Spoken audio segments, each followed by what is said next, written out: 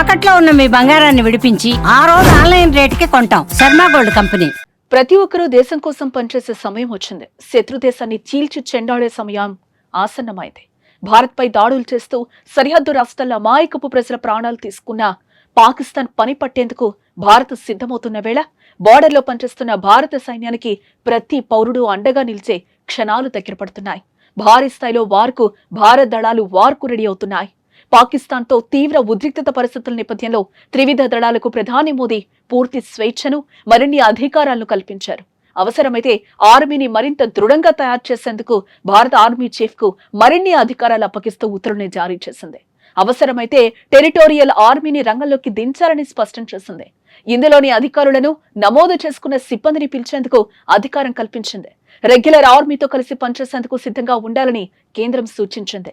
కేంద్ర నిర్ణయంతో భారత క్రికెట్ జట్టు మాజీ కెప్టెన్ ధోనీ లాంటి వారి యుద్ధానికి సిద్ధం కావాల్సి ఉంటుంది.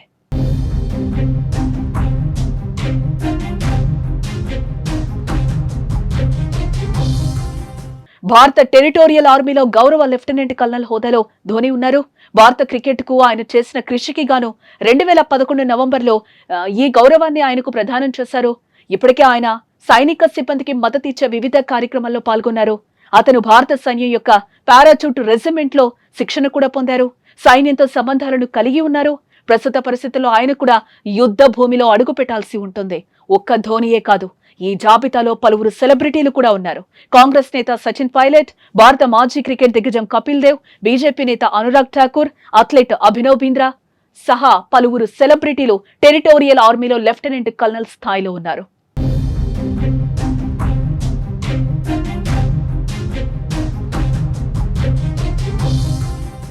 టెరిటోరియల్ లేదా ప్రాదేశిక ఆర్మీ అంటే ఒక పార్ట్ ఆఫ్ టైం దళం. ప్రస్తుతం దాదాపు 50,000 మంది వరకు ఈ ఆర్మీలో ఉన్నట్లుగా సమాచారం. ఇది పౌరులు తమ పౌర వృత్తిని కొనసాగిస్తూనే సైనిక సామర్థ్యంలో పనిచేయడానికి వీలు కల్పిస్తోంది. దేశంలో క్లిష్ట పరిస్థితులు ఎదురైనప్పుడు భారత ఆర్మీతో కలిసి ప్రత్యర్థితో తలపడేందుకు టెరిటోరియల్ ఆర్మీ సిద్ధంగా ఉంటుంది.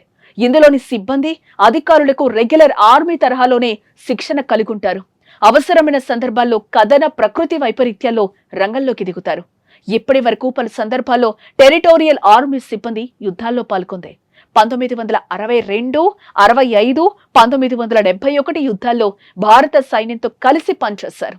ప్రకృతి వైపరీత్యాల సందర్భంగానూ సేవలందించారు.